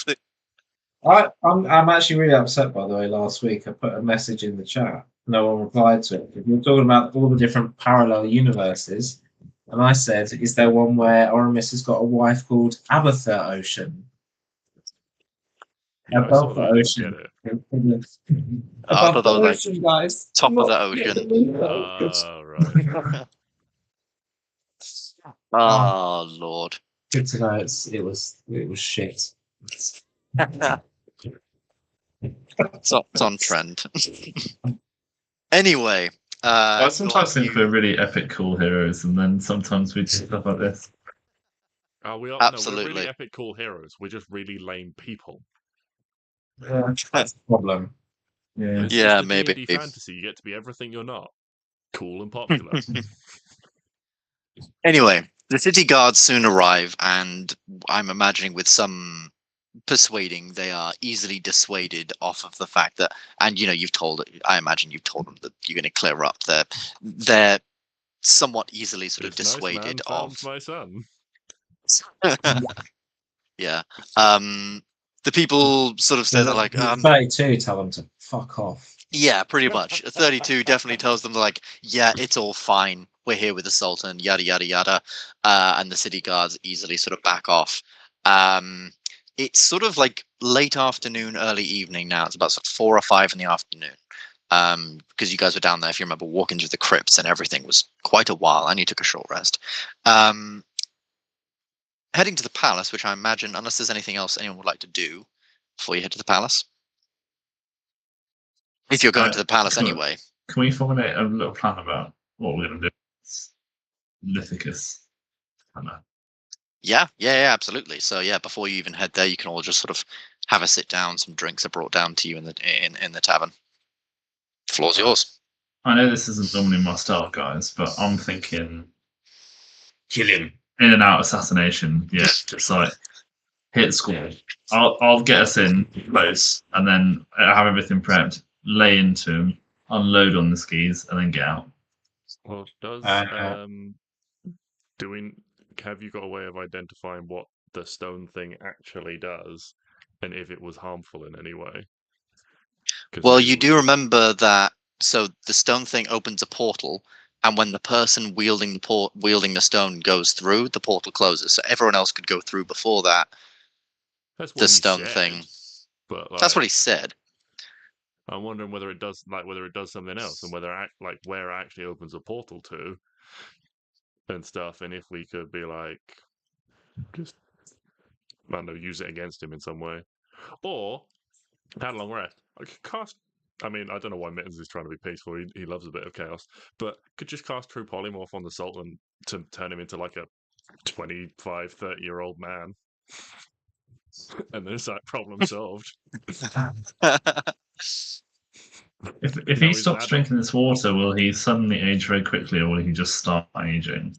From what you gathered, he said every year he was feeding him this water. So this water would essentially stop him aging for 1 year. So but would it catch up with him, or has it just put a pause on it? There's like a pause button. You can roll an Arcana or Medicine check, either or. I'm guessing Smash. pause. So with a 16, you think that it's a little bit tricky, but you think the most likely outcome, because of the way this has sort of worked, is that because it's paused his aging, it's not like, made him young. It's sort of paused his aging. So you think after this, he will potentially just then age naturally, sort of thing. As a Sphinx, that would have been a 26. Yeah, 26 definitely. Yeah, as a Sphinx, suddenly some knowledge just comes to you from somewhere you're not entirely sure where, and you know exactly what that water is, and you are able to recall, yes, that water just stops aging for 1 year. Like exactly 1 year. It's like this strange mystical water. Once he stops drinking it, he will age naturally and normally. It's often used by kings and stuff to sort of stop them growing old before they can have sons and things like that.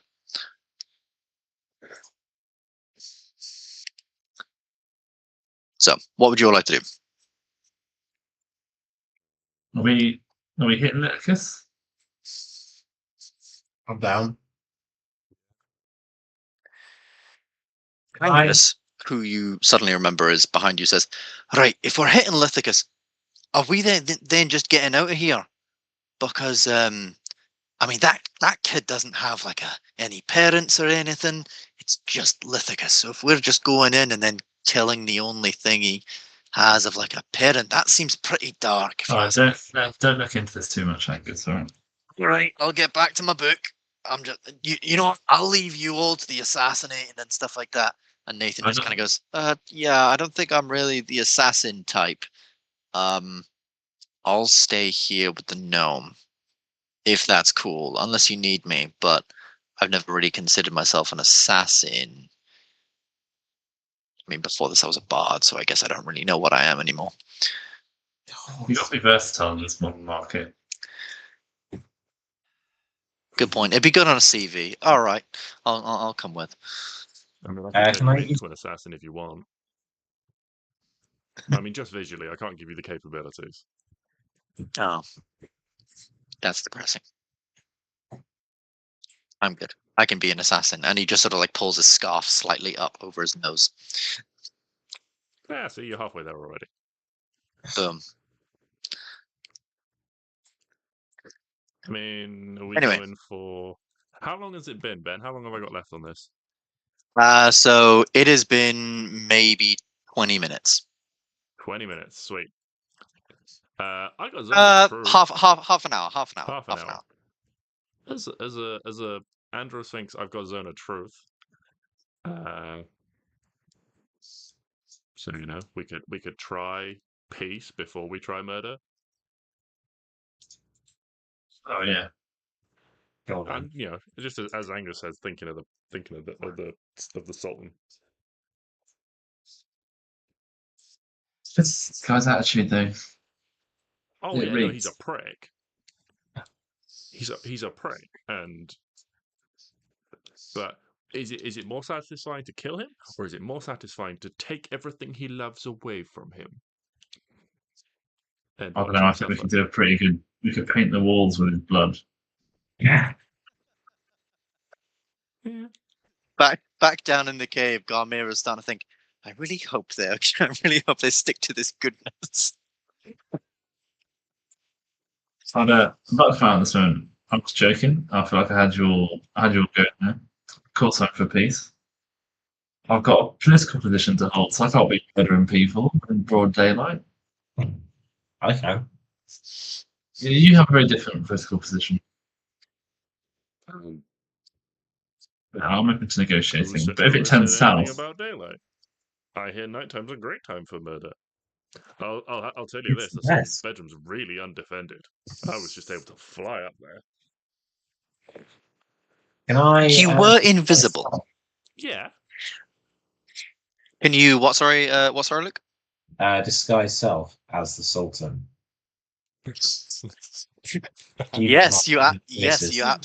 absolutely can. Mask of many Oh, where faces. is You this turn into a going? perfect form of the Sultan. so what's the plan here, Oramis? I'm the Sultan. Oh, really? Yeah. Well, I'm not letting you hit me. Except you're a 16-year-old kid, so at the end of Sultan, there's a little bit of a voice crack. I have this. Any man who must say "I am the Sultan" is not fit to be the Sultan. That's because I'm not really the Sultan. It's just a spell. I say I use this little get up to get us right up in there without any questions. I mean, I feel like we can just go in without any questions anyway. He like invited us to dinner. Yeah, I think the best use of your disguise would potentially be getting something incriminating on us, because maybe he says something to you. That's like it's not actually the Sultan.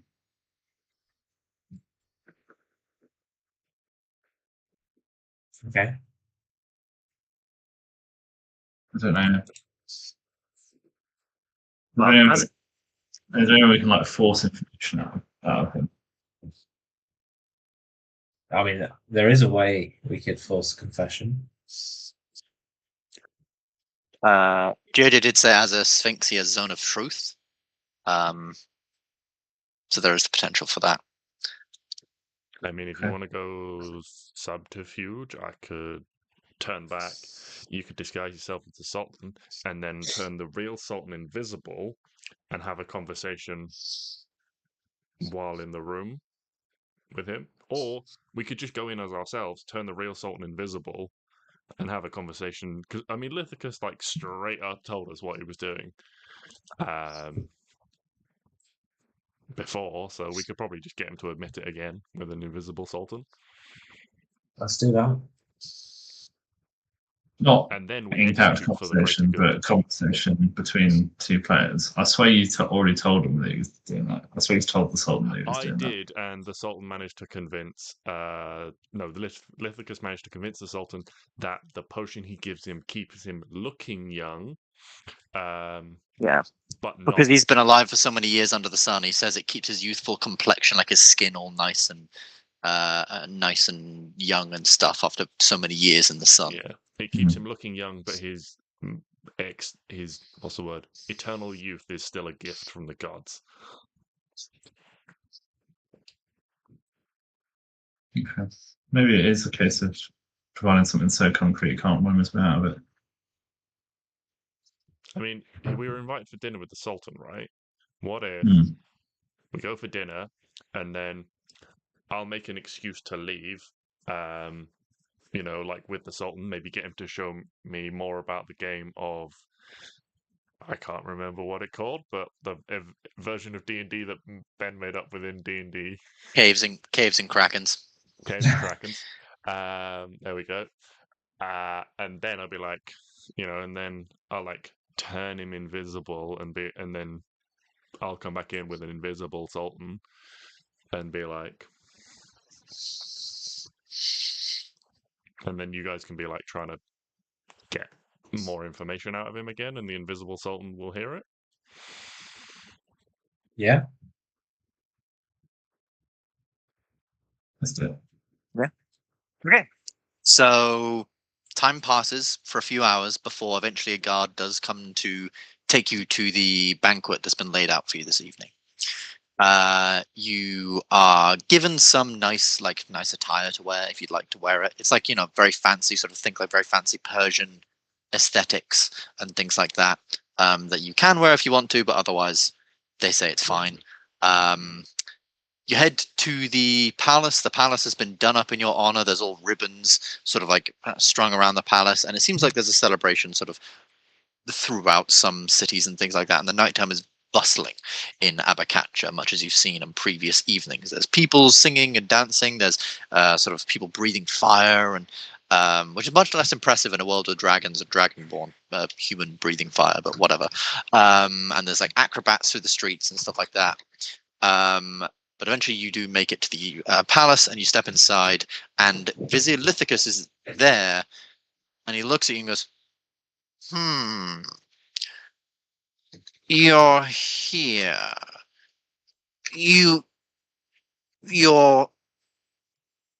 I thought I told you to use this.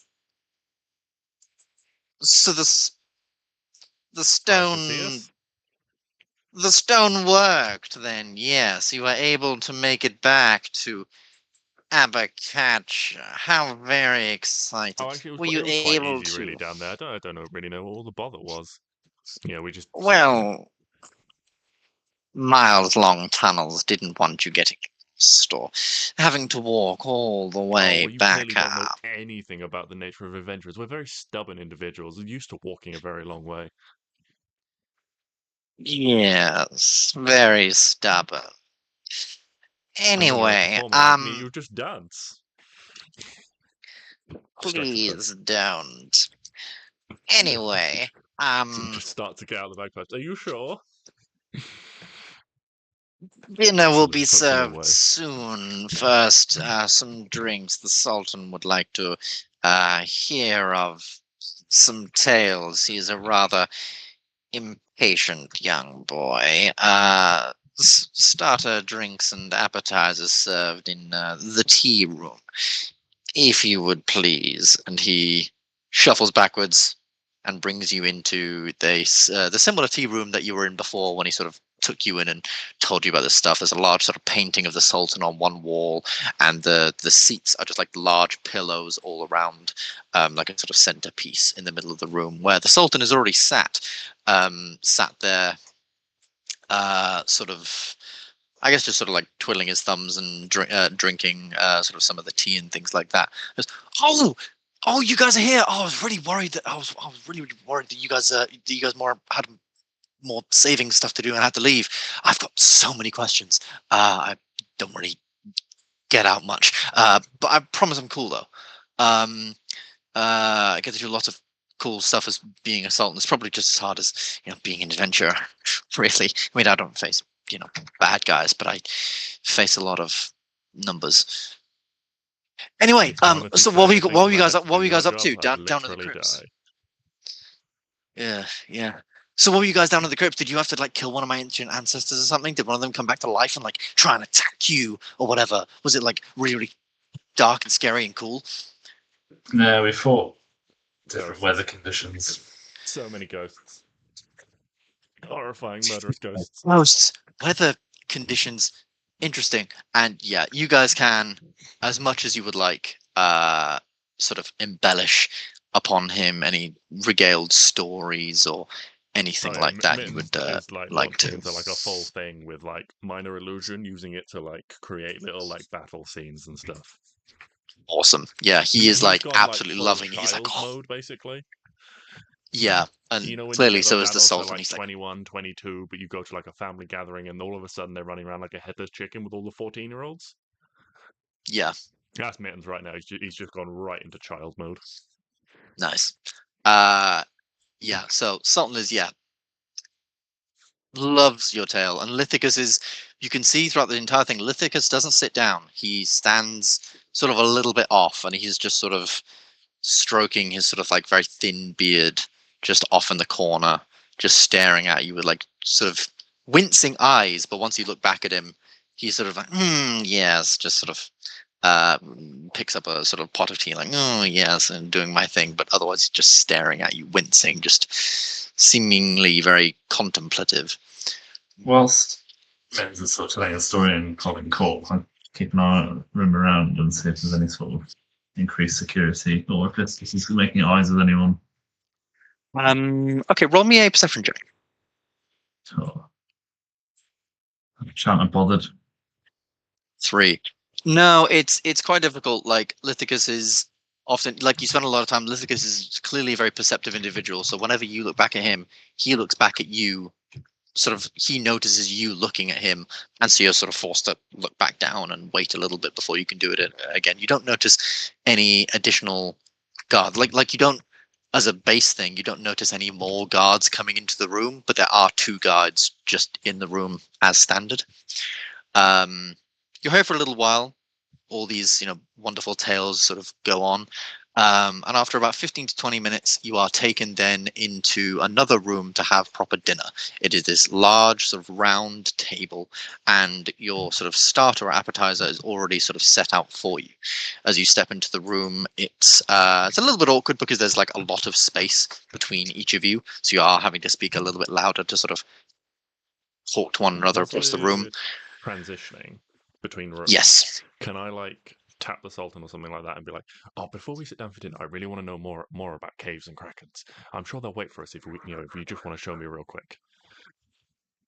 Okay, roll. I'll say a persuasion check, but with advantage, because you mentioned caves and krakens and stuff, and he clearly really likes that. And you've been, chilling, and you've been doing your illusion stuff beforehand. Persuasion.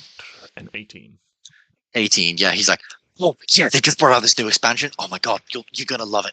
And he takes you sort of like over into like one of the sort of near adjacent rooms, which is filled with another much larger table, which you imagine is his gaming table, where he plays all of his caves and krakens games. He's got a little grid sort of engraved onto it, and all these like different like minis and pieces that he's got sort of sprawled around.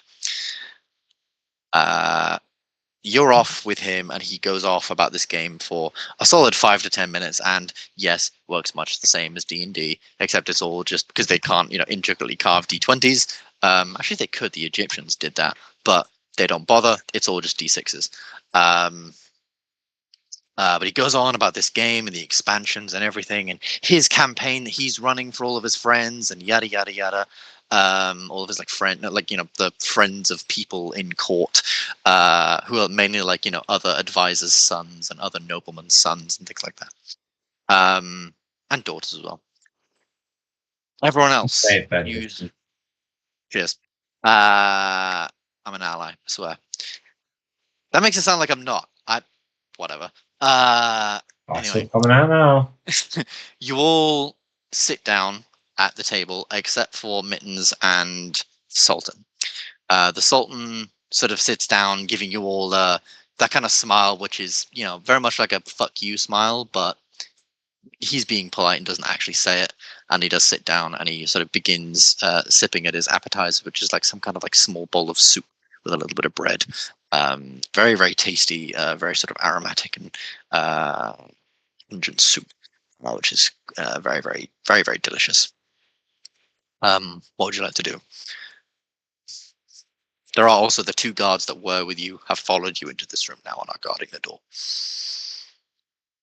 Can I probe Lithicus on that portal stone a little bit, as that seemed to be something he thought was clever? Yeah. What do you say? I'll just sort of raise it to him. I'm just going to say, Lithicus, that portal stone, seemed a bit surprised to see us. Oh, no, not at all. I was just thankful that the Arcanist who enchanted this for me got it right. Oftentimes he has he has got the location slightly off. I wouldn't want you to be lost in the city or anywhere perhaps worse, of course. I am very glad that you have made it here this evening. Just was hoping you would see some of you being a fine wizard yourself, see some of the magical devices we use here in Abercatch. Tend to trust things of my own creation more. Yes, I'm sure you do. People of Amber are not a trusting bunch, I've heard of the foreign arts and arcane ways. Yes.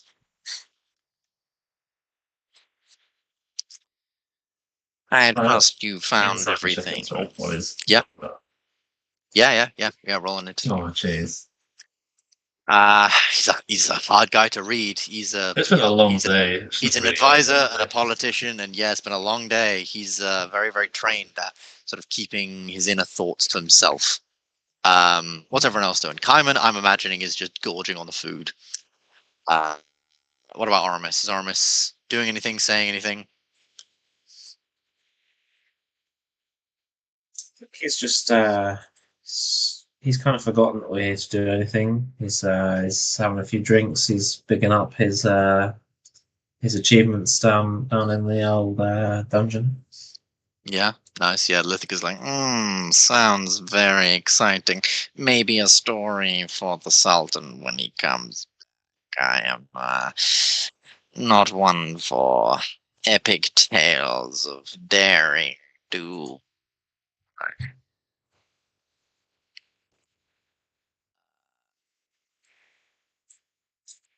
I'll tell you what, it is 10:30. Why don't we finish the session there and come back to this little meeting at the beginning of next session, where we can, I suppose, finish off this bit. But congratulations, you got the branch of Yggdrasil, and congratulations, you've all leveled up. You are now level 19. Woohoo! One level away, ladies and gentlemen. One level away. Yes, you're all level 19. One thing I was going to say was, obviously, I don't know how long this little thing is going to take, and I'm very excited to see where this goes. But beyond this and beyond Abercatch, it's really up to you guys. You have about 12 weeks before the deadline, the big deadline of Tiamat absorbing Bahamut and beginning the end of the world, sort of thing.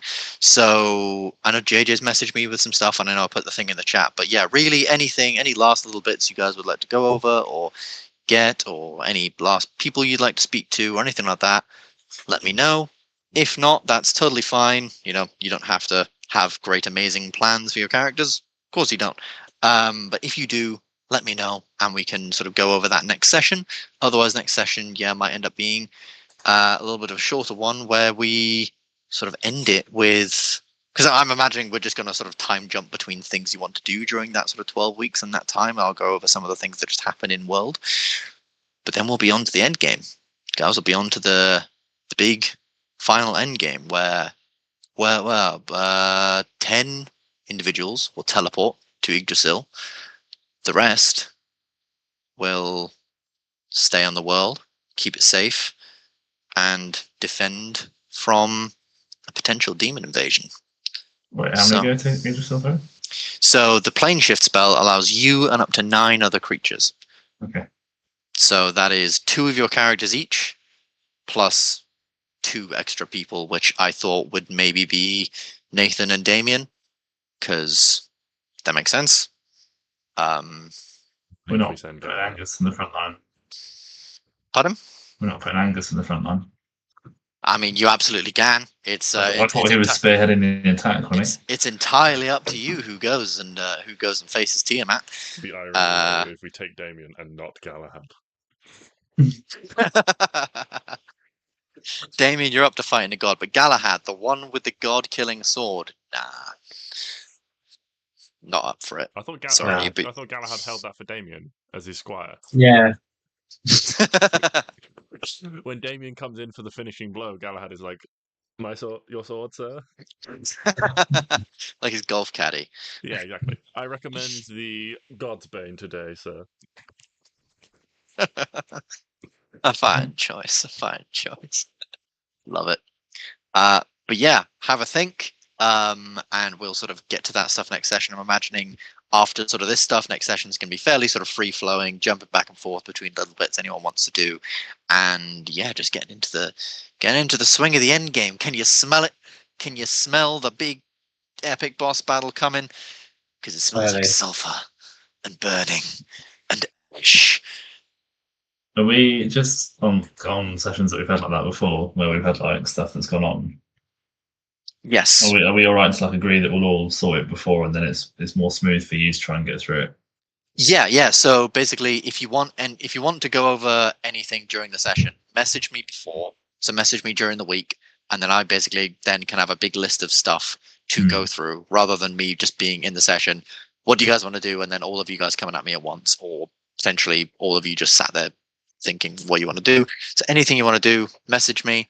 I'll get in a big list, and then we can sort of go person by person who wants to do what, and we can maybe sort of, or maybe it'd be better if we made a sort of timetable for it. So if one person's thing was going to take, if one person had two things, and one was going to be really quick and one was going to take a while, we maybe go through like their first thing, someone else's second thing, someone else's third thing, then their second thing, as time goes by.